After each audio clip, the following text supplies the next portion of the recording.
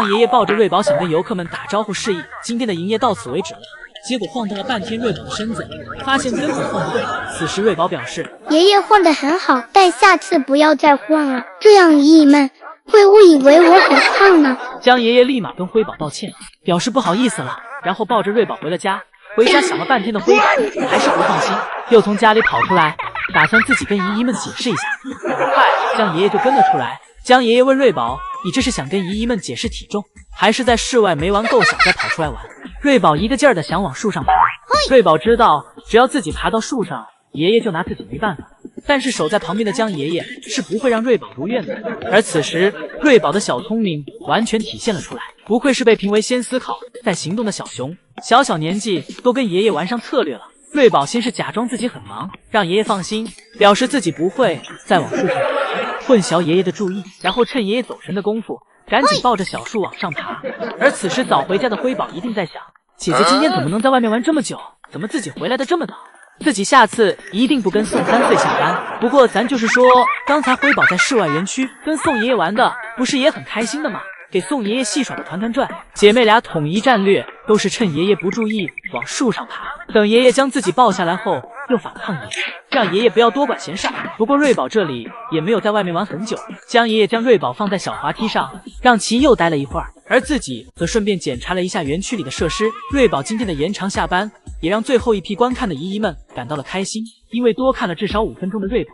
而此时天也黑了下来，室内园区的光亮开始靠灯光照亮。而江爷爷检查了一圈园区后，便将瑞宝接回了家。在室外多玩耍了一会儿的瑞宝也心满意足了，没有再跟爷爷调皮，心甘情愿地跟着爷爷回了家。盛熙姨母被不想回家的瑞宝给嘲笑了，盛熙姨母蹲在小亭子上苦笑连连。姨母将小苹果放在小亭子上，以为瑞宝看到小苹果就会从树上下来，但结果却是瑞宝并不想下去，只想吃姨母亲手投喂的。这时下班点到了，姨母跟姨姨挥手说再见。此时盛熙姨母一定想让游客们赶紧离开，毕竟自己现在的样子太尴尬了。姨母半蹲在小亭子上，抬着头仰望着瑞宝，但瑞宝硬是一点面子也不给。姨母向来只会来软的，这要是老宋头或许都爬上树了。这种收熊的工作还是得让老宋头来。白天时姐妹俩就很黏着老宋头，看到爷爷来了就立马抱住爷爷的大腿。而辉宝和爱宝今天下班时就很顺利，母女俩商量好了结伴回家，分工明确，一个在通道门口守着，一个给饲养员敲门。敲完门后就一起坐在通道门口处等着。辉宝这乖巧的模样越来越像个大孩子了。很快通道门打开，辉宝和爱宝同步起身，一起走进通道门里回了家。而瑞宝这里在姨母来之前一直趴在小树上睡觉，好在姨母来了之后瑞宝醒了，但是姨姨们走之前都没有看到辉宝从树上下来，而姨母就这样一直坐在树下苦等。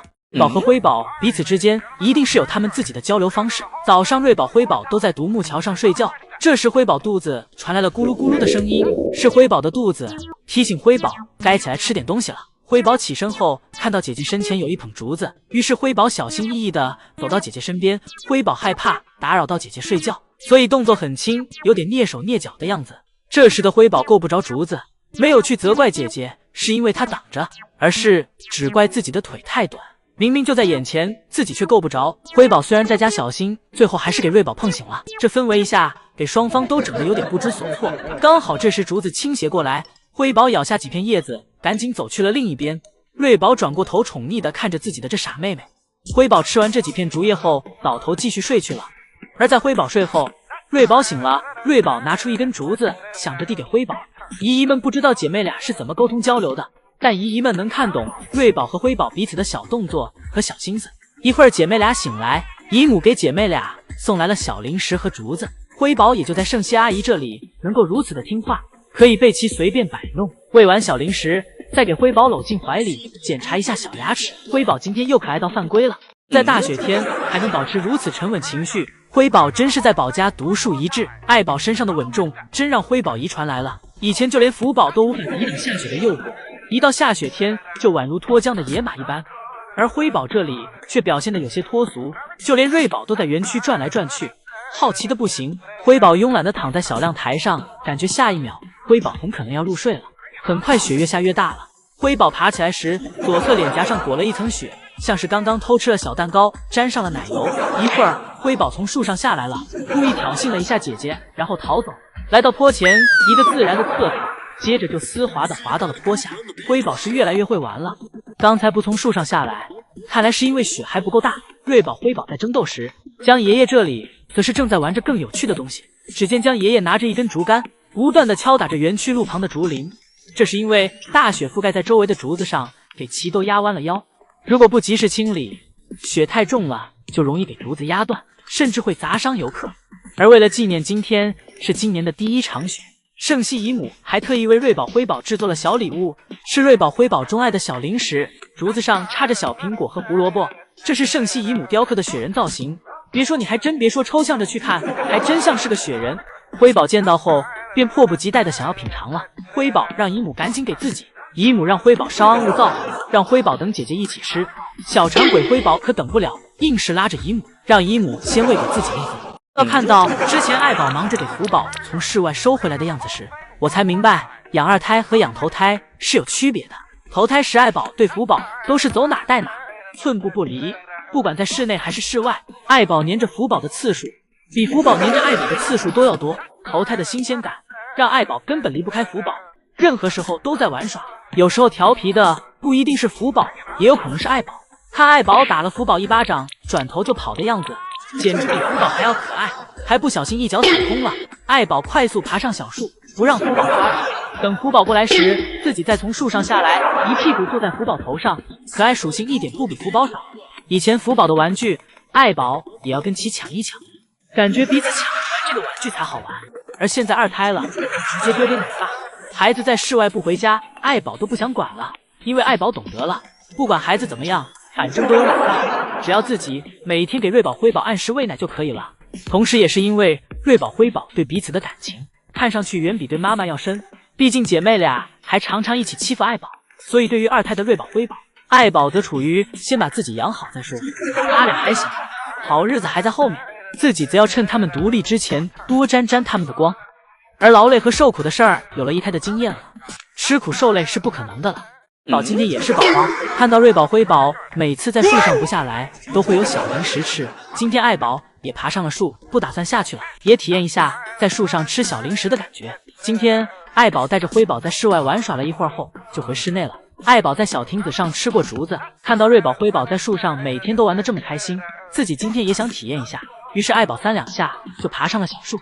姐妹俩这里对妈妈的到来也很新奇，但是辉宝这里仿佛有些不满，因为爱宝所在的地方是以前辉宝所常住的地方，看到妈妈霸占了自己的地盘，辉宝也不管母女情了，站起身就跟妈妈开打。被挤开的瑞宝一脸无辜，这让以往宽敞的小树突然变得拥挤了。瑞宝也不想谦让，一家3口在树上挤来挤去，最后被夹在中间的辉宝被爱宝和瑞宝挤了下去。辉宝虽然被挤下去了，但又重新爬了上来。而这时瑞宝正揪着爱宝的脸蛋呢，姐妹俩真是抢起地盘来，连亲妈都不放过。什么母慈子孝，在领地面前，瑞宝、辉宝根本不知道什么叫母慈子孝。姐妹俩对着爱宝疯狂输出，但是爱宝却没有出手去碰瑞宝、辉宝。瑞宝、辉宝折腾了一会儿后，发现自己根本撼动不了妈妈，于是老老实实走到了另一侧。而姐妹俩殊不知，以前这棵小树只属于妈妈自己，妈妈以前也和他们一样喜欢在小树上玩耍，只是因为有了他们，妈妈才放弃了自己喜欢的小树，将小树让了出来。但是姐妹俩现在懂得抱团了，以后不管在哪，只要姐妹俩在一起，就不会被任何人欺负。今天有点严重，瑞宝、辉宝都不想去室外了。江爷爷下场来到通道门口哄姐妹俩，拿着小零食给姐妹俩先哄出通道门口再说。辉宝最近智商在线，眼瞅爷爷关门回去了，辉宝快速摆弄着小短腿跟了回去，导致爷爷通道门都没来得及放下来。瑞宝刚踏出的小脚也赶紧收了回去。姐妹俩今天没一个想来室外的，要不是为了这口小零食，姐妹俩连通道门口都不进。江爷爷在通道门口进进出出哄着瑞宝、辉宝。以前福宝一个的时候还好扮演，哄一个就行了，现在2个姐妹俩团结起来，急得爷爷在通道里面团团转。今天姐妹俩属实给爷爷难为到了。瑞宝、辉宝猫在通道门口里，爷爷想尽办法都哄不出来，姨姨们的大炮筒纷纷都对准了门口，这让此时的爱宝有点受冷落呀。但也只怪姐妹俩的活儿太多了，最后江爷爷只能再拿了些小零食来给姐妹俩哄出来。这次江爷爷速度很快，辉宝都没来得及反应，江爷爷就给通道门关上了。瑞宝辉宝这里又是被迫营业的一天。瑞宝辉宝吃完小零食，依旧趴在通道门口前，就是不跟爷爷妥协。瑞宝这里一直在找着什么，找来找去，还真给瑞宝找着点什么。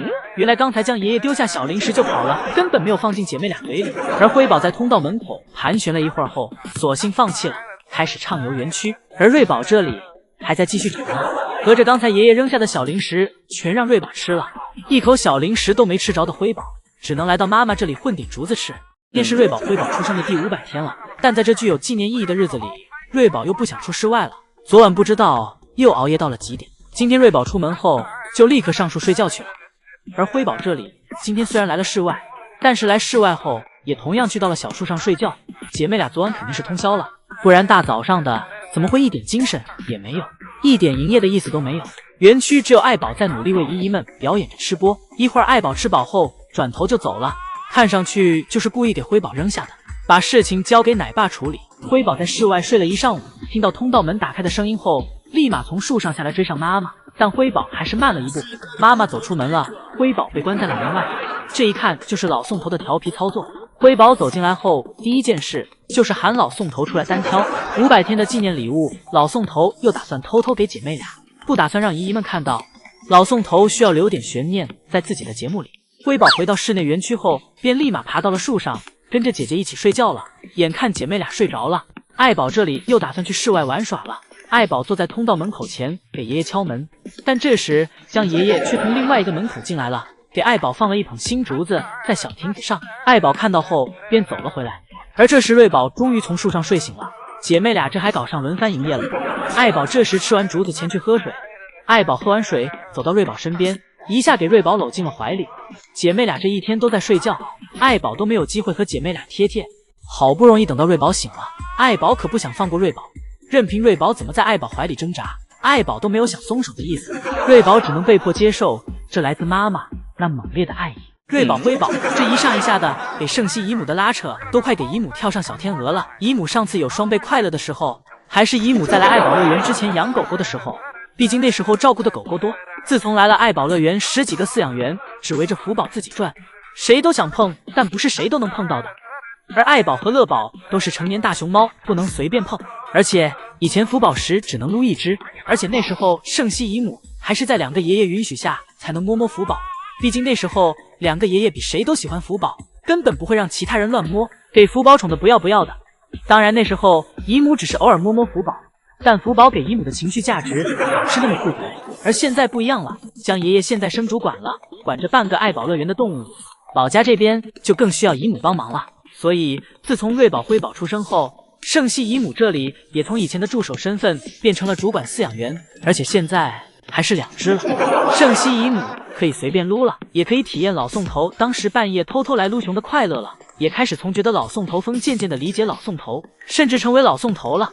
而且姨母的宿舍比老宋头家还要近，宝家有点事情很快就能过来了。姨母成为主管饲养员后，宝家成员也体会上了女生的细心感，以及女生对女生们的偏爱。就像当时圣熙姨母会把最鲜嫩的竹子偷偷喂给福宝，现在姨母更懂爱宝的辛苦，也更懂瑞宝辉宝小女生们的情绪。而老宋头也可以干点维护秩序的工作了，顺便还可以和游客们和合影，在园区外面替宝家成员营业一下。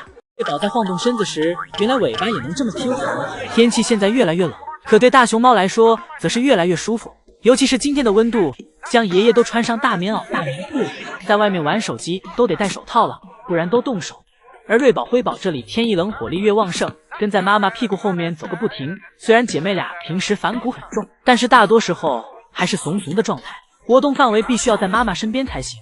看到妈妈坐下吃竹子了，姐妹俩这里开始爬妈妈头顶的树。虽然姐妹俩也不知道去到树上干嘛，但是这样就会显得自己很忙，姨姨们就不会说自己上班摸鱼。瑞宝爬到了小亮台上，辉宝则坐在了树杈中。瑞宝伸手摸了摸辉宝的头，夸赞了一下妹妹越来越厉害了。一会儿，瑞宝辉宝回家后，节目仍未停止。辉宝趴在独木桥上，正酝酿着青团。好奇的瑞宝这时突然凑了上去，突然青团砸到了瑞宝的脸上。瑞宝被辉宝的青团熏到了，赶紧打着气味转身离开。这状态真的是被熏到了。而姐妹俩今天在调皮时，将爷爷这里则一直在园区外面来回观察着宝家成员的状态，每天都有在记录乐宝他们当天时的样子。同时在构思是不是该给宝家造血了，毕竟已经立冬了。这可是江爷爷当时立下的承诺。夏瑞宝辉宝独自回家这件事，爱宝做的是越来越坦然。爱宝从不内耗自己，这种累活就该交给奶爸们去干。姐妹俩目睹了妈妈给自己丢下的场景，但此时姐妹俩内心并没有丝毫的波澜，因为很快老宋头就会带着小零食走来园区。姐妹俩看着老宋头手里的小零食，开始蠢蠢欲动。瑞宝率先把持不住，开始琢磨怎么吃到小零食，而辉宝这里感觉到了小树的晃动，爬起来问姐姐怎么了。瑞宝让辉宝看树下，跟辉宝讲老宋头又拿小零食来了。姐妹俩凑在一起商量着，你们不下树就能吃到小零食。而老宋头这里也没闲着，开始研究自己的秘密武器。双方即将开始斗智斗勇。瑞宝辉宝先是假装不在意，面对小零食姐妹俩装作吃不吃都行的态度。老宋头率先发起第一波攻势，拿着小零食来到小亭子上。辉宝闻到小苹果气息后，立马调转过头来也不装了。就这样在姐妹俩齐心协力下，还没下树就一人吃到了一块小苹果。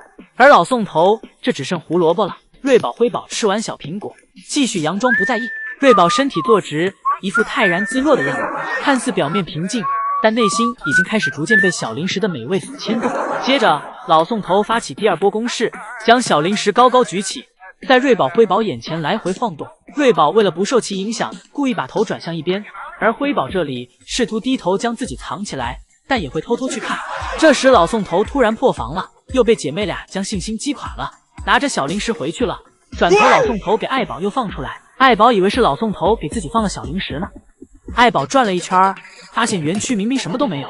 而对于瑞宝辉宝是否回家，爱宝根本不清楚。于是爱宝转了一圈就又回去了。姐妹俩看着老宋头已经黔驴技穷，站在树上嘲笑着老宋头。不过这时瑞宝突然滑下了树，不是为了别的，而是因为瑞宝想产青团了，毕竟是木子3级。瑞宝产完青团也没有跟老宋头妥协，瑞宝又兜兜转转来到了小木床上。看样子今晚想让瑞宝辉宝回家，只能派饲养员出来给其抬回去了。瑞宝就是不出外场，这倔脾气都快给爷爷愁成孙子了。瑞宝小手抓着小树，嘴上咬着麻绳，全身上下都透露着对去室外园区的抗拒。而将爷爷就这样在后面拽着瑞宝的屁股，就看谁先放弃。瑞宝让爷爷赶紧走，表示自己下定决心的事情是不会改变的。而与瑞宝不同的是，辉宝早上早早的就期待着去室外了。辉宝早上和妈妈一起挤在通道门口，喊爷爷给自己开门。一会儿辉宝出室外后才反应过来，今天好像少了一个人，姐姐没有出来。瑞宝辉宝姐妹情深，辉宝想起姐姐不在后，心里一直放不下姐姐，一直在回室内的门口兜兜转转，期待着姐姐出来。但对于银杏叶辉宝，还是要先打上标记再说。时间久了，一直等不到姐姐出来的辉宝都想要回去了。第一次看到辉宝跟瑞宝的这种分离焦虑，急得辉宝都在爷爷的出入门口开始逃动了。辉宝站起身，试图通过门上的窗户看看里面的情况，但是奈何辉宝现在的腿还有点短。而爱宝就不一样了，此时的爱宝吃的那叫一个开心。今天早上的辉宝注意力一直在通道门口，不管辉宝干什么，眼神一直都没离开过通道门口，这给辉宝焦急的。还好以后独立，姐妹俩也不会分开。这要是姐妹俩分开了，姐妹俩为了找到彼此，不得给园区翻个底朝天。而江爷爷为了瑞宝辉宝姐妹俩见面，还在室内园区努力着。辉宝为什么比瑞宝胖也是有原因的。江爷爷刚喂过盆盆奶，辉宝这里又来到了爱宝这里继续吃奶。辉宝扑在妈妈怀里，小嘴咂巴个不停。瑞宝这里只顾跟爷爷玩。瑞宝感觉不到饿的话是不会吃东西的，而辉宝这里则是不感觉到撑是不会停的。姐妹俩刚好相反，爱宝走去哪，辉宝就跟去哪，一直吃到给自己吃撑为止。爱宝一边喂辉宝，自己也要一边吃东西。而此时隔壁房间的乐宝又在整活了，爷爷拍到了乐宝正在方便的画面，但乐宝看到奶爸后还特意翘起了腿，故意对着奶爸。乐宝有点过于客气。而这周江爷爷还回应了关于瑞宝辉宝室外园区的噪音问题。江爷爷借据爱宝现在正惬意拉青团的样子，表示爱宝此时的状态就可以回复这个问题。这些声音对爱宝和瑞宝辉宝来说根本没有什么好担心的，爱宝舒服着呢。一会儿爱宝在室外园区睡着了，爷爷担心的表示爱宝不要睡在室外，要是被陌生人抱走了怎么办呀？爷爷担心他这宝贝女儿被人抱走，不过这个担心是多余的，毕竟乐宝一直都在室外睡，也没人去抱。当然爷爷这个担心一部分也是因为爱宝是有这个魅力的。最后，江爷爷还表示，爱宝和乐宝的健康管理层面又加入了新的训练环节，不仅只会测血压了，而且为了保爱宝，加了更健康的血压管理，让大家们不用担心爱宝和乐宝的血压问题。饲养员们一直都有在好好照顾爱宝和乐宝。爱宝为什么比瑞宝胖也是有原因的。江爷爷刚喂过盆盆奶，辉宝这里又来到了爱宝这里继续吃奶。辉宝扑在妈妈怀里，小嘴咂巴个不停。瑞宝这里只顾跟爷爷玩。瑞宝感觉不到饿的话是不会吃东西的，而辉宝这里则是不感觉到撑是不会停的。姐妹俩刚好相反，爱宝走去哪，辉宝就跟去哪，一直吃到给自己吃撑为止。爱宝一边喂辉宝，自己也要一边吃东西。而此时，隔壁房间的乐宝又在转头了。爷爷拍到了乐宝正在方便的画面，但乐宝看到奶爸后，还特意翘起了腿，故意对着奶爸。乐宝有点过于客气。而这周江爷爷还回应了关于瑞宝辉宝室外园区的噪音问题。江爷爷借据爱宝现在正惬意拉青团的样子，表示爱宝此时的状态就可以回复这个问题。这些声音对爱宝和瑞宝辉宝来说根本没有什么好担心的，爱宝舒服着呢。一会儿，爱宝在室外园区睡着了。爷爷担心的表示，爱宝不要睡在室外，要是被陌生人抱走了怎么办呀？爷爷担心他这宝贝女儿被人抱走，不过这个担心是多余的，毕竟乐宝一直都在室外睡，给别人去抱。当然，爷爷这个担心一部分也是因为爱宝是有这个魅力的。最后，江爷爷还表示，爱宝和乐宝的健康管理层面又加入了新的训练环节，不仅只会测血压了，而且为了保爱宝，加了更健康的血压管理，让大家们不用担心爱宝和乐宝的血压问题。饲养员们一直都有在好好照顾爱宝和乐宝。昨晚，瑞宝跟姨姨们告状，表示自己少吃了一块小苹果，起因是昨天下班时，辉宝独自一人玩耍，瑞宝则和爱宝一起玩耍。辉宝打小性子就要强，妈妈和姐姐在小亭子上腻歪时，辉宝自己坐在小汽车的引擎盖上，有模有样的吃着竹子。都说辉宝调皮方面像他老爹，但实际上和他老爹相似的地方是辉宝的独立方面。辉宝一只小手搭在汽车窗户上，另一只小手拿着竹子，气质上来了，挡都挡不住。吃完竹子的辉宝打算自己去室外再溜达溜达，结果走到一半又被宋三岁喊回来了。宋三岁表示，只要辉宝过来就给辉宝小零食吃。辉宝听到有小零食，便乖乖走向了爷爷。而宋三岁也说到做到了。吃完小零食的辉宝刚好看到通道门开了，辉宝乖乖走回了家，将温馨留给了妈妈和姐姐。而爱宝和瑞宝此时还在小亭子上彼此腻歪，而姨母这时开始扯着嗓子喊了。瑞宝这次比爱宝积极，听到了姨母喊自己的名字，紧接着就从小亭子上下来了。刚才瑞宝看到妹妹吃了小苹果才回的家，于是瑞宝也来到了爷爷门口，想让爷爷也给自己一块小苹果后再回去。但这次宋三岁并没有出来，而瑞宝转头发现妈妈趁自己不注意先回去了。瑞宝放弃了小零食，立马起身跟上了妈妈。宋爷爷这次讲解了为什么宝家的一些玩具玩一次后都莫名其妙的消失了，例如瑞宝辉宝以前的滑板车、小躺椅，亦或是福宝小时候那众多玩具。宋爷爷表示，这些丰容的目的是为了让瑞宝辉宝行动丰富化，目的是在短时间里给孩子们带去新鲜感，丰富他们的活动。对于瑞宝辉宝现在这个年纪就像是小孩子一样，对于玩具只有3分钟热度，刚到手的3分钟里是最喜欢的时候，一旦过了这个时间后就对其没兴趣了，就会又想要新的玩具，也就是对物品熟悉了以后，那新鲜感就会减少。而旧玩具放在园区只会碍事儿，所以只能清理走。这次宋爷爷带给瑞宝辉宝的磨牙棒就是这样，以及现在园区里的小汽车，对瑞宝辉宝来说也已经很少去了。当时刚安装好时，瑞宝辉宝天天都要去里面查看查看，现在一天下来都不会去一趟，而且已经到了碍事儿的程度了。每次瑞宝辉宝下班路过小汽车时都有点蹩脚，老宋头甚至都开始考虑打算找个回收二手旧家电的，把瑞宝辉宝的小汽车卖掉了。자동차는 팔아버려야 될 것 같아요. 자동차는 이용을 안 해서. 瑞宝的生物钟未免也太强大了，到点就下班的这个事情，姨姨们已经见怪不怪了。除此之外，爱宝和奶爸们之间还有一个默契的时间点，那就是下午爱宝的2次出门玩耍。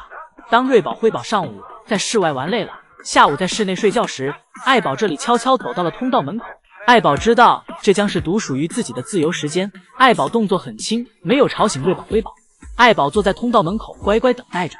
很快，奶爸就给爱宝把通道门打开了。爱宝这次走出门没有犹豫，而是直接走去了小床。爱宝好似清晰的知道，这次的出门只有自己，爱宝这走过的落叶是一个心形，这个心形的落叶可不是自然飘落而成的，虽然不太起眼，但却是老凤头的小心思。爱宝在小床上安静地吃完他的窝头和竹子，而这时室内园区的瑞宝、辉宝睡醒了。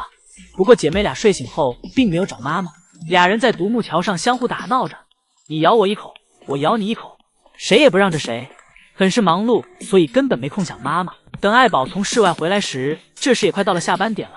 这时是爱宝一天里为数不多的带娃时间，随机选中一个开始对其宠溺。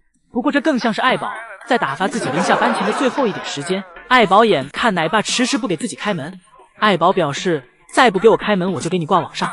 接着爱宝对着眼前的独木桥就啃了2口，顺便还扒拉了2口。想必是因为辉宝刚才在上面留下了浓郁的标记，爱宝嫌弃了。啃完独木桥后，爱宝直接来到了通道门口，坐等奶爸的开门。但奶爸好像不在，爱宝的行为引得辉宝也开始模仿。辉宝看到妈妈坐在通道门口等，自己也来到通道门口坐着，模仿的还挺像。爱宝这时刚转身走上独木桥，就听到了开门的声音，又立马调转了回去。这次回去，爱宝给姐妹俩都带上了。就在爷爷以为今天可以提前下班时，辉宝走到通道门口处，又立马折返跑了回来。不过辉宝只是跟爷爷开了个玩笑，故意逗老宋头玩的。辉宝发现老宋头居然没上当后，又从小亭子上下来跑回了家。爷爷在先为乐宝应援，让游客们别只顾看瑞宝、辉宝，去看看乐宝。乐宝在江爷爷心里有着很大一个位置，手机壁纸或锁屏必须得有乐宝的一张。而此时爱宝和瑞宝、辉宝这里都在睡觉。爱宝今天没有睡在室外，但睡在了空调口下面。虽然已经是冬天了，但是对大熊猫来说，因为有着厚重的毛发，这个天气还是有点热的。而空调出风口下面会让爱宝感觉到温度正好。当然睡在室外爱宝更舒服，但是为了不给奶爸添麻烦，爱宝都是回室内睡。而瑞宝、辉宝这里依旧是睡在他们俩的小树上。爱宝去室外后，将爷爷又扛了新竹子来室内园区，姐妹俩整齐的向下看着小脑袋，一副嗷嗷待哺的样子，等待着爷爷给自己投喂小零食。小零食吃上后，姐妹俩依旧探着小脑袋在慢慢的咀嚼着。而江爷爷这里则又给姐妹俩插了一捧新竹子。安排完瑞宝、辉宝后，一会儿江爷爷又出来为乐宝应援，站在乐宝园区前拍摄着乐宝。这一行为也引来很多姨姨们过来一起拍摄。江爷爷这是在给乐宝分流呀，把自己的流量转移到乐宝的身上。宋爷爷给乐宝堆的金黄色落叶还在园区。乐宝今天在园区吃饱喝足之后，来到了宋爷爷给他插的小花前面。乐宝从里面挑了一根出来，拿起来闻了闻，察觉到不能吃后又给其扔了，之后又肆意的翘起腿对着姨姨们能吃能拉，就是奶爸的好蛋儿。珠宝、瑞宝、辉宝姐妹3个虽然都是同一个妈生的，但同样在面对小泳池时，却凸显了她们不一样的性格以及自身的条件。瑞宝下水完全展示出了她腿长的优势，就算前腿完全进入了水中，瑞宝的水平面也没有发生明显的变化，而且很是淡定。而辉宝这里下泳池时，前腿刚进去就发现自己的脸已经湿了。当4条腿全进去时，辉宝慌了，感觉自己要被小泳池给淹了，立马起身跳了出去。真是大点干早点散呀，没有任何的思考迹象。试了之后发现不行就赶紧撤。而福宝小时候就不一样了，简直就是视水如命，根本不会恐惧，一屁股坐进去后就不想出来了。每天下班时，福宝那黢黑的皮肤就是证据，每天都得自己跑到泳池里给自己洗洗，全身上下都要给自己洗个干净。上一秒还在喝水，下一秒就泡进泳池里了。当泳池突然不出水时，福宝还会主动去瀑布口查看，并试图进行修复。爱宝看到福宝这不分季节的玩水，有时都担心福宝的身体，怕福宝感冒。爱宝尝试阻止福宝，但福宝不听。不过现在孩子从1个变成2个后，爱宝开始试图用爱来感化他们，不再主张暴力，给姐妹俩一起搂在怀里，然后趁姐妹俩不注意，自己偷偷走回家，剩下的交给奶爸。当然爱宝以前也喜欢在小泳池玩水，只不过仅限于夏天。炎热的夏天，爱宝坐在小泳池里，冰冰凉的感觉让爱宝很开心。坐在小泳池里的爱宝嘴角都止不住的上扬。当爷爷不再送口云，算是彻底放飞自我了，快给乐宝的园区当成自己的园区了，在乐宝面前肆无忌惮的走动，还特意给乐宝叫起来，让乐宝吃点东西，不要一直睡觉，不然都要变瘦了。给乐宝投喂完，老宋头又大步走进了爱宝的园区。这时瑞宝正在吃地上新长出来的竹子。今年园区的许多地方都冒出了竹子的根，并开始从冒出来的根部长出竹子。不知道的姨姨总是以为他们是在吃草，宋可云就这样站在通道门口，呼喊着瑞宝、辉宝，全然不管此时还在园区的爱宝，甚至爱宝就这样直视着宋可云。宋可云淡定自如，甚至还给自己的门关上了。江爷爷在的时候，宋可云还能收敛一下，江爷爷不在，这让宋可云体内一直被压制的叛逆心理终于释放了出来。而这时盛熙姨母也开始在通道门口喊姐妹俩了。姐妹俩今天很配合，在姨母和爷爷的呼喊下乖乖走回了家。而爱宝这2天尤为的淡定，不知道是不是也是因为江奶爸不在，爱宝现在这也不服管教了，觉得园区除了江爷爷以外没人能管得了自己了。